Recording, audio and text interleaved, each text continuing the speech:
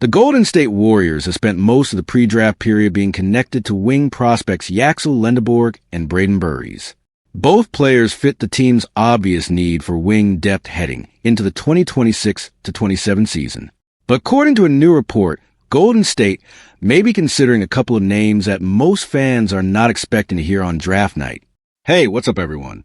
Before we jump into everything today, that like button right there is what decides if this video hits hundreds or thousands of people. 1 second is all it takes, but the impact on this channel is massive. Go ahead and hit that like button right now. Seriously, it's the simplest thing you can do, and honestly, the best way to back this content up, because every single like pushes us further. So hit it now. Clutch Points reporter Brett Siegel revealed Monday that the Warriors are looking at two combined risers as potential targets with the 11th overall pick, Carr and Adama Mara. Both players saw their stock climb significantly after strong performances at the NBA Draft Combine, and both offer skill sets that could intrigue Golden State's front office in ways that go beyond the obvious wing-first approach. The first name, Carr, is a 21-year-old forward who spent 3 college seasons finding his footing before breaking out in his final year at Baylor. In that breakout campaign, Carr averaged 18.9 points, 5.8 rebounds, 2.6 assists, 1.3 blocks, and 0.9 steals per game, while shooting 37.4% from three-point range. Those numbers, combined with his size and athleticism, place him firmly on the radar of multiple lottery teams. What makes Carr particularly interesting for the Warriors is the physical profile he brings to the table. He stands 6 feet 4.5 inches tall, with a 7 foot 0.75 inch wingspan, and posted a 42.5 inch max vertical at the Combine. Those are elite athletic measurements for a wing prospect, and they align closely with a player Golden State already knows well, Moses Moody, who was taken by the Warriors with the 14th pick in the 2021 draft, has the exact same height and wingspan measurements as Carr. The organization valued those physical traits in Moody, and it appears they continue to prioritize that kind of frame on the wing. The main difference between the two players is that Carr is more explosive athletically, but was 21 years old when drafted, while Moody was only 19 at the time of his selection. Age is a factor scouts evaluate closely when projecting development trajectories, and Carr being 2 years older than Moody was at draft time does raise some questions about his ceiling. That said, his statistical production and physical tools are difficult to ignore. Carr's path to immediate playing time could be significant, with Jimmy Butler expected to miss at least half of the 2026-27 season while recovering from a knee injury. There will be real minutes available on the wing from day one. A player with Carr's scoring ability and defensive versatility would not need to sit and wait his turn. He could contribute right away in a system that values switchable defenders and three-point shooting. The second sleeper option, Adama Mara, is a more surprising consideration given Golden State's current roster construction. The 21-year-old center from Michigan stands 7 feet, 3 inches tall, and has drawn comparisons to former Warriors center Andrew Bogut, primarily because of his passing ability and feel for the game in a high post. The Warriors used Bogut as a hub in their offense from 2012 through 2016, and his ability to initiate plays from the elbow was a crucial part of their early championship DNA. Mara shares that style of play. He is best known for his vision and passing instincts as a big man, qualities that are rare to size.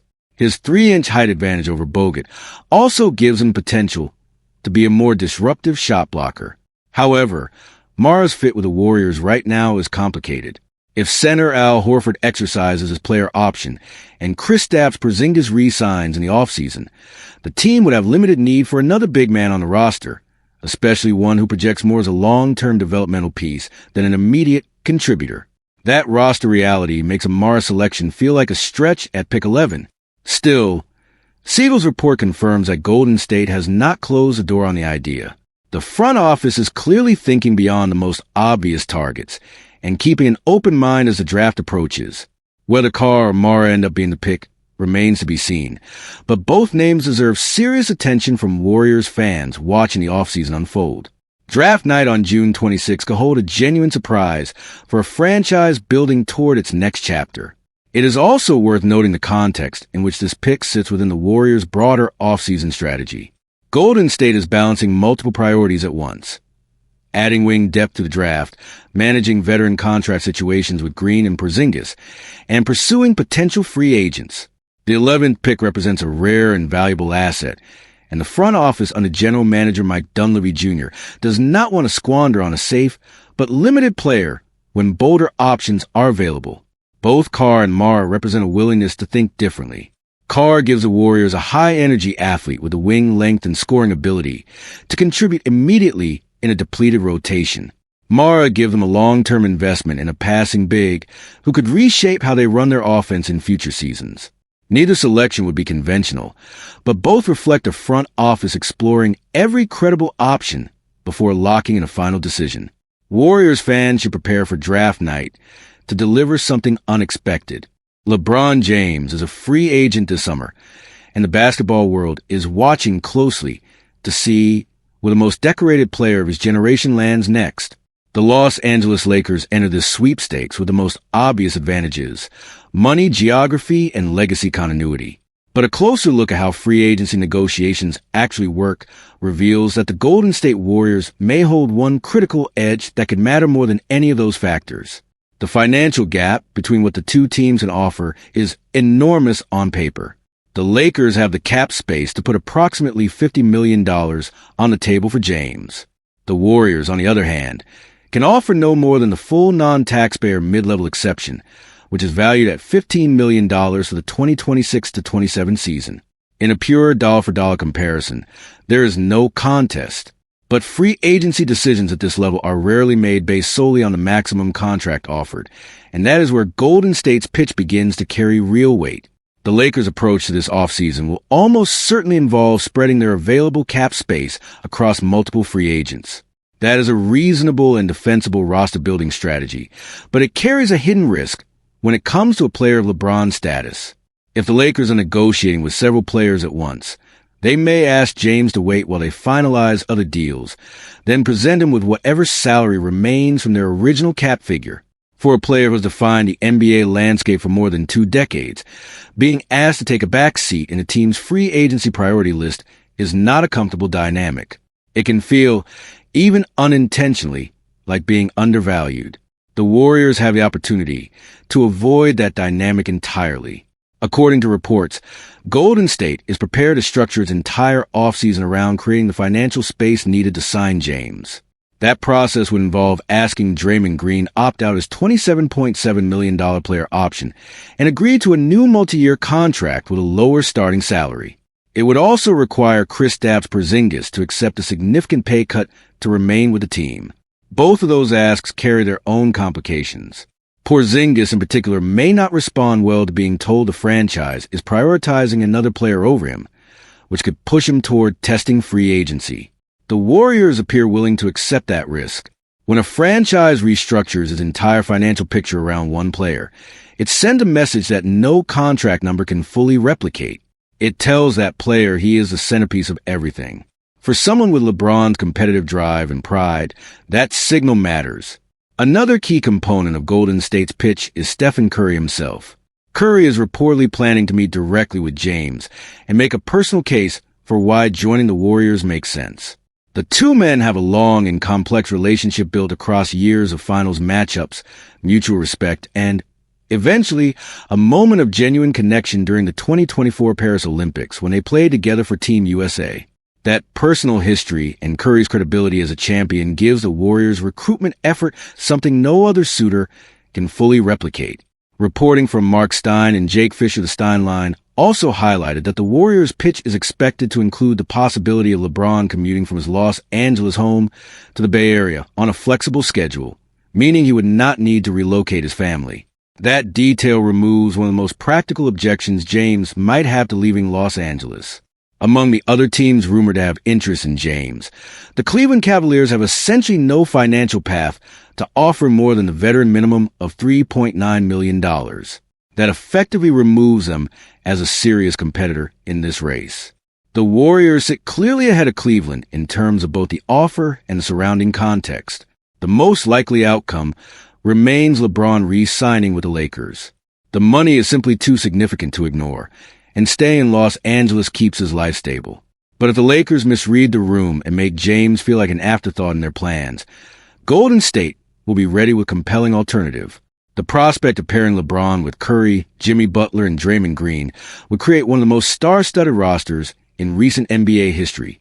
And that possibility alone is enough to keep every Warriors fan watching the situation very closely. What the situation ultimately comes down to is how LeBron James defines his priorities in what may be the final major decision of his career. He has chased championships, legacy moments, and family proximity at different points in his journey. If he is prioritizing the best chance to win a title and the feeling of being truly wanted, the Warriors' pitch has a legitimate shot at resonating. Curry is still one of the best players on the planet. The organizational infrastructure is proven, and the team's commitment to building around James would be total. The gap in salary is real, but in a career defined by billion-dollar business decisions, $15 million versus $50 million may not be the determining factor. The answer is coming soon. The Golden State Warriors have taken a concrete step toward one of the most talked-about prospects in the 2026 NBA draft. According to Clutch Points reporter Brett Siegel, the team has scheduled an official pre-draft workout with Michigan wing Yaxel Lindborg, the 23-year-old, who became one of the most debated prospects in recent draft history.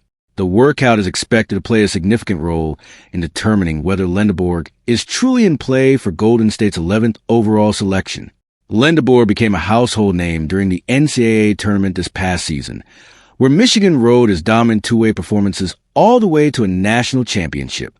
His combination of size, strength, versatility, and defensive intensity made him must-watch basketball during March Madness, and that national exposure turned him into one of the most popular names among Warriors fans.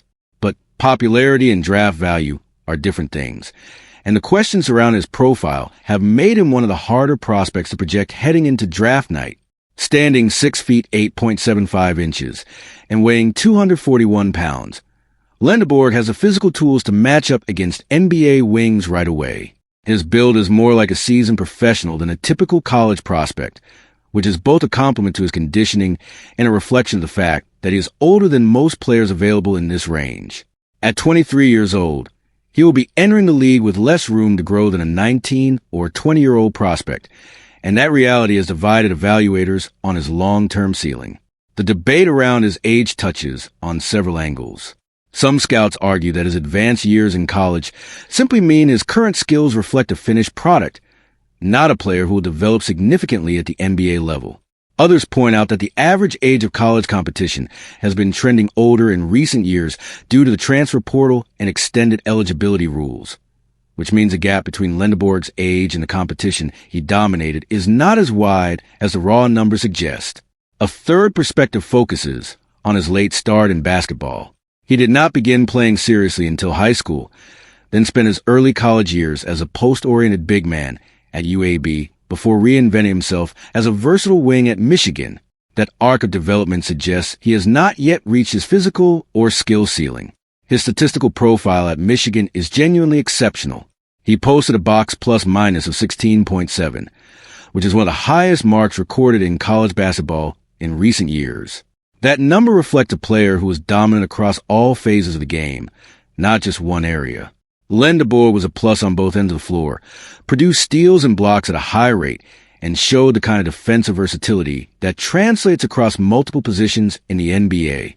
The two areas the Warriors are expected to focus on most closely during the workout are his three-point shooting and his lateral quickness. On the offensive side, Lindborg shot 37.2% from three during the season with Michigan, a number that looks respectable but is somewhat tempered by the fact that many of his attempts came off clean catch-and-shoot opportunities next to talented playmakers. More encouraging is what he showed in the final stretch of the season, when he connected on 48.1% of his three-point attempts over the last 16 games. If Golden State believes he can maintain that level of shooting in the open floor, his value climbs considerably. Defensively, the key question is whether he can stay in front of quicker perimeter players at the NBA level. His college tape includes impressive on-ball defensive sequences, but most of those came against players who will not make NBA rosters. The workout will give the Warriors a controlled environment to test his foot speed and hip mobility against top-level competition, and that evaluation will carry significant weight in their final assessment.